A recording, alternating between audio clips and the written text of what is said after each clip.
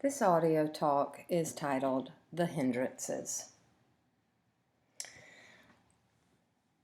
The hindrances, these constant disruptions that we all experience at one time or another in our meditation practices.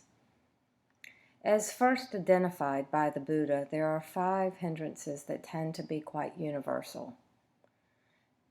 These are sensual desire, ill will, restlessness, sloth and torpor, and doubt. The first two, sensual desire and ill will, can be thought of as problems of attachment. Restlessness and sloth and torpor can be thought of as difficulties with energy. And doubt stands alone and at times causes the most disturbance. So let's take a moment and define each one of these. When you hear the term sensual desire, the first thing you may think about is sexual desire. But sensual desire actually comes in many forms, including the desire of another person or of sexual gratification. But sensual desire also includes any material item that may be longed for, any food or beverage, or any fun or exciting experience. It is this longing, wanting energy that pulls us away from our practice. And once the mind attaches to this longing, it can be very difficult to find a sense of calmness and intentionality again. It very easily robs us of our attention. In fact, sometimes this energy can be so strong that it literally pulls us off our cushion and sets us on a whole new course. With lesser intensity, we are capable of still being swept away into fantasy, deeply into the past or the future. The experience of ill will can be thought of as a negative attachment. This ill will can come in many forms, including hatred, aggression, annoyance, jealousy, envy, and contempt. And it even can come in the form of worry and fear.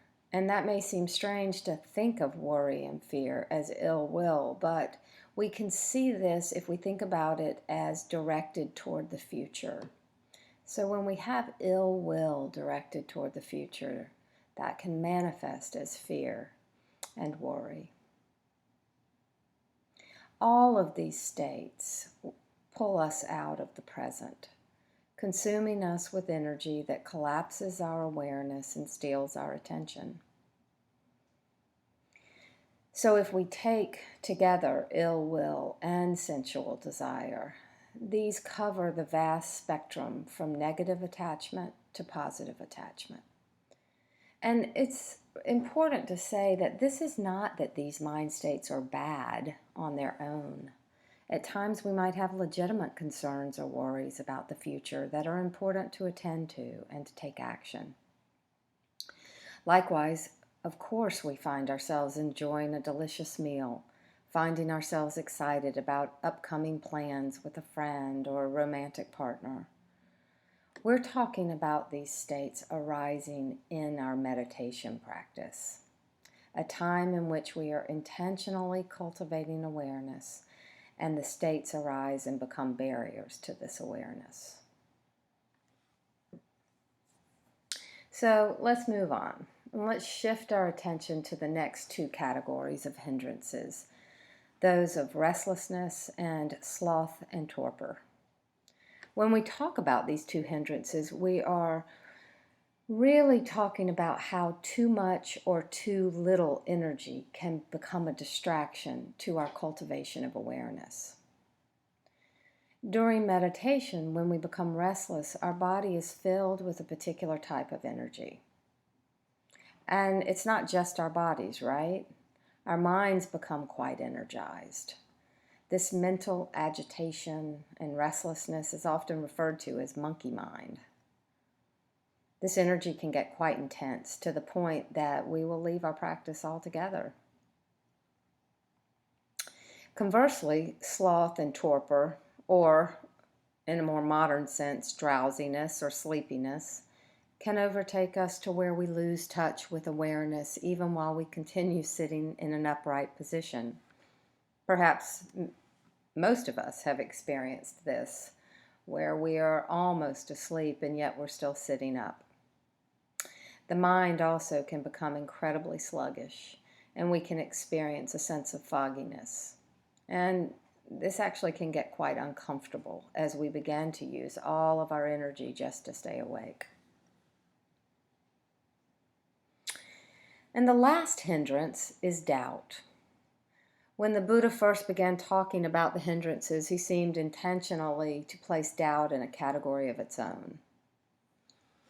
And like the other mind states that we've been discussing, doubt is not a bad thing on its own.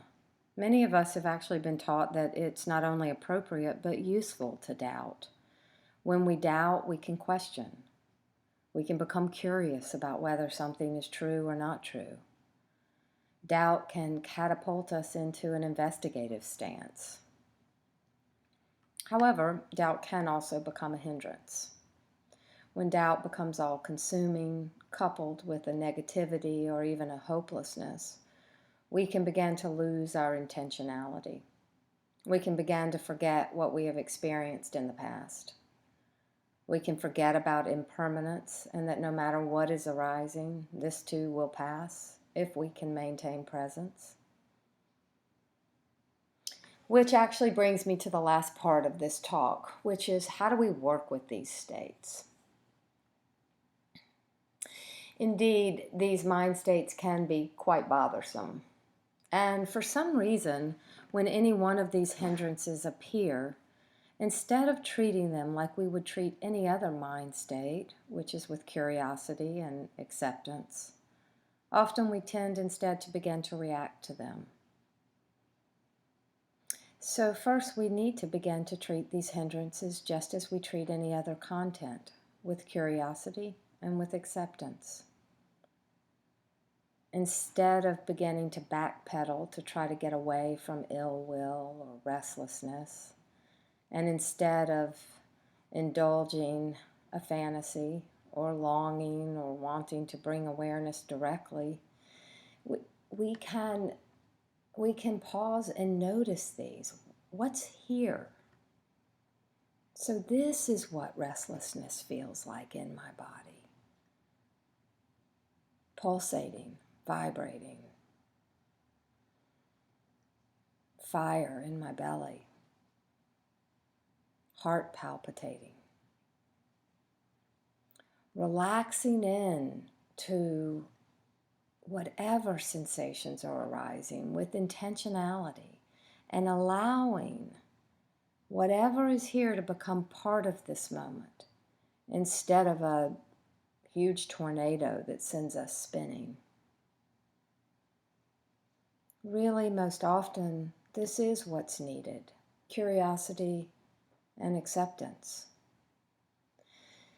But there are times when these states can become so intense that it can be helpful to engage in a counteraction to lessen their intensity. For example, if ill will arises, we can gently switch into a loving kindness meditation. Engaging with this concentration meditation not only begins to bring a one-pointed focus to our attention, it also can begin to open up the heart. If sensual desire arises, we can begin to focus on impermanence. There are surely many objects that each of us have had relationships with, that each of us have purchased, sought out, that no longer provide us with the sense of, quote, completeness that they did right before we bought them or immediately after obtaining them. Surely there are experiences that we have had that once seemed like they were an experience of the lifetime, and now they seem more like a dream state. Contemplating this type of impermanence when the longing mind is so loud and so large can be incredibly helpful. If restlessness becomes so very intense and the breath is hard to settle on, you might take a few moments to turn your entire attention into the soundscape, listening for all of the possible sounds you can hear, from the ones closest to you to the ones farthest away. If this restlessness has a very myopic, me-focused energy within it, expanding out into the larger world can be quite helpful. If drowsiness overtakes you and becomes impossible to be with, it might be helpful to actually examine whether in fact you are exhausted in your life. As Freud said, sometimes a cigar is just a cigar. This is actually an example of how meditation practice can become the ground of insight. As we listen to our bodies, we can cultivate this knowing of places in which our life needs change. And last, doubt. As I mentioned earlier, doubt doesn't have to be a problem. When doubt arises as a hindrance to meditation, we can become curious about it. However, when doubt continues to plague us, there is a possibility that you might take seriously ending your meditation practice if this practice genuinely doesn't feel right for you. As with everything, meditation certainly is not a one-size-fits-all. But I do think what meditation can provide is a slowing down and an intentionality. And with these qualities, doubt can be thoroughly investigated and the wisest choice can be made. So I'll conclude with just saying that indeed the hindrances can be nuisances, and it's so important for us not to forget that these mind states, like all mind states, can be met with curiosity and acceptance. And as we become more skillful, when these states are so large and it's helpful to counter them, we can learn different techniques that will help us do this. So I hope this has been helpful. Thank you. Much gratitude.